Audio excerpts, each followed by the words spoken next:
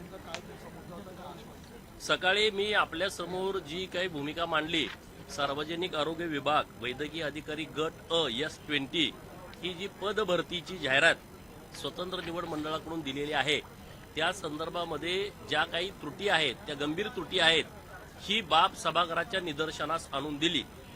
ओबीसीचे नेते माननीय छगन भुजबळ साहेब आणि मी आम्ही दोघंजण आंबेडकर साहेबांना भेटायला गेलो. ते विधान परिषदेमध्ये होते, त्यांची लक्षवेधी होती. भुजबळ साहेब आत विधान परिषदेमध्ये जाऊन त्यांनी त्यांच्या कानावरती ही बाब घातलेली आहे की चुकीच्या पद्धतीची अन्यायकारक जाहिरात ही दिलेली आहे.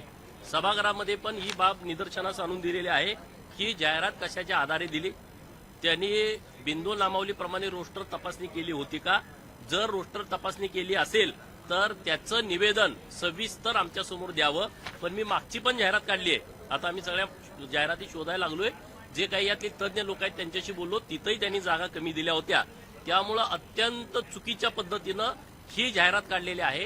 ही जाहिरात रद्द करून आरक्षण टक्केवारीनुसार तात्काळ सरकारनं जाहिरात द्यावी आणि या सर्व घटकावरती जो अन्याय करणारी ही जी जाहिरात काढलेली आहे ती दुरुस्त करावी अशी मागणी केली आहे. माननीय अध्यक्ष महोदयांनी आदेश दिलेले आहेत की माननीय मंत्री महोदयांनी या संदर्भातलं निवेदन सादर करावं.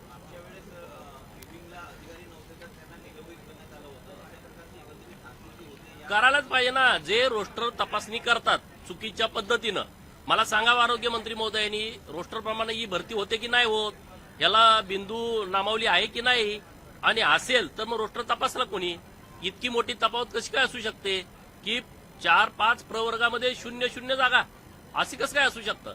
मग ते कोण आहे डॉक्टर, डॉक्टरांची यादी द्या आमच्याकडं.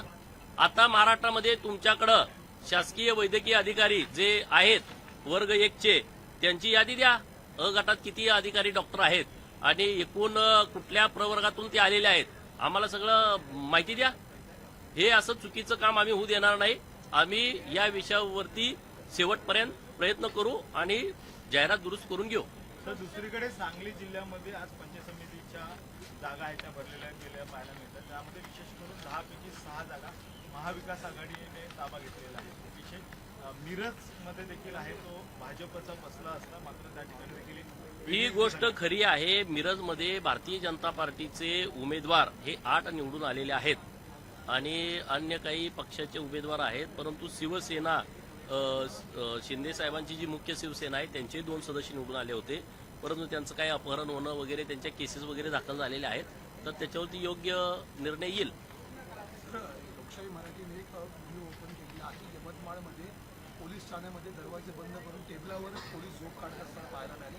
मात्र या संदर्भात कारवाई कुठली पोलिसांवर झालेली नाही. झोपला पोलीस रात्रभर जागा असेल, ड्युटी जास्त असते. आता काय झाले मला माहित नाही, पण त्यांना उगाच सस्पेंड करू नका. आपण त्यांची पण नीट माहिती घेतली पाहिजे. त्यांना नाईट ड्युटी होती का, कुठं होते, काय होते. नाईट ड्युटी असेल तर त्यांच्यावर कारवाई करता कामा नये. आणि नाईट ड्युटी जर नसेल तर मग ठीक आहे, मग कारवाई केली पाहिजे.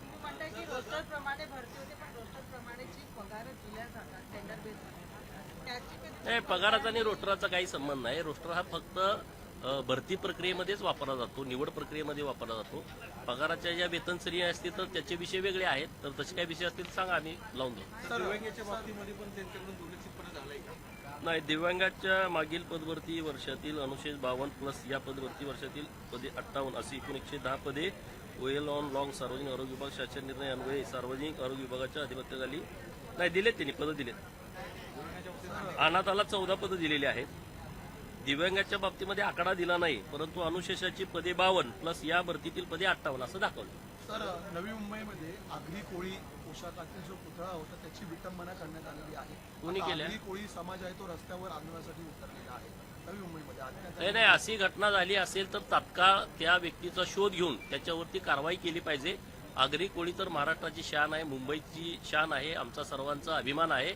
त्यामुळं आमच्याच बाबतीत आगरी कोळीचा असा विषय नाही, तर महाराष्ट्राच्या बाबतीतच ही आम्हाला सगळ्यांना आगरी आणि कोळी समाजाच्या बाबत अत्यंत आदर आहे आणि त्यामुळे पोलिसांनी तात्काळ कारवाई करावी.